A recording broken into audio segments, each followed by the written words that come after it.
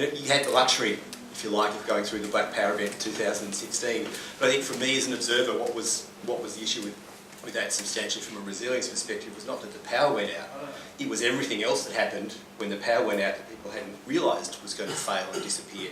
It was a short watershed event. Clearly, the ingredients that went into the loss of power was something that maybe had not been contemplated, and I think as a result of that, a lot of soul searching went in at the national level in terms of the way the electricity grid is managed, and a number of steps have been taken to make the grid a lot more robust and thereby avoid a similar event.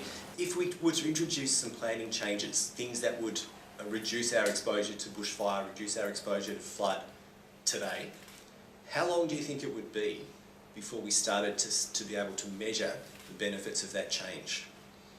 It takes time, it requires intergenerational change for those things to come through. So my children, my grandchildren will never think about getting into a car without the seatbelt or whatever. They don't think about smoking, they don't think about drink driving, etc, etc, etc. So the world has changed and we will change with it. But then if you look at the footprint of the emergency services in South Australia, 525 points of presence, they are a reflection of history. They're not a reflection of where we are now. It's the responsibility of the kids. Well, I'd say whose responsibility is?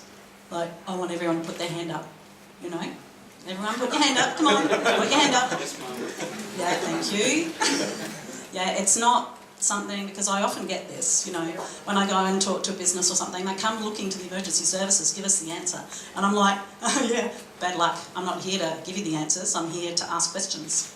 Because I actually don't know your business, I don't know the community you work in, you know, I don't know the local guys that you associate with down at the police station, you know, so it's really not my responsibility, but I'm helping them, you know, to prepare. So first, I just wanted to, you know, challenge that it's about the kids. I think that it requires, we hear it all the time, you know, you know, it's council needs to do something, you know, planning needs to do something. No, I need to do something. About, you know, having a look at vulnerability, and we've done a lot of research on this space as well.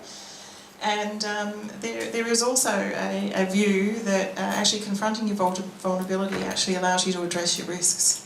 Because without understanding where those vulnerabilities are, it's pretty tricky to know where to start. We really have learnt a lot. But at the same time, once we build a city or invest in a road or a pipeline, you name it, there's a high level of permanence in these things, and that's why we really need to be careful what we do. We have now I think a really progressive joining together of science and practice and research and indeed the challenging bit, the regulatory components of that as well.